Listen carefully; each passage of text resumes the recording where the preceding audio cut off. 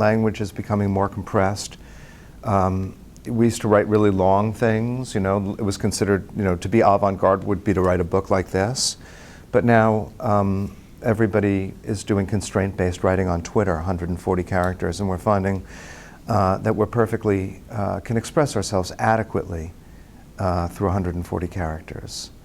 So I think that's interesting. I think that's fun. I think that's 21st century, that things are getting compressed.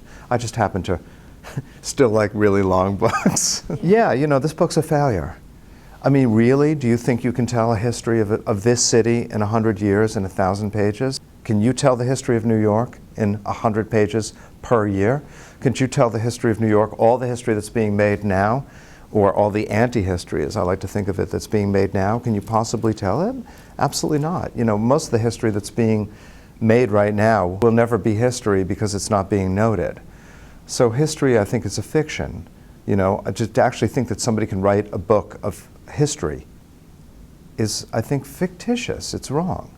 History is happening right now. Maybe this is historical. And then so it calls into question, what is history, you know? Because it appears in a book, does that make it history? You know, it's even autobiography or biography. I mean, I think it's a lie, really. I mean, if you want to really find out about who I am, look at my browser history. If you really want to write the book about me, you can find out everything you need to know about me in my browser history, but unless you have that kind of record, you're never really going to know. You can make it up. It's fiction. Biography writing is fiction, and so is this. So anyway, I think this book's a failure, and I knew it going into it, but I figured, well, I'd just do it anyway.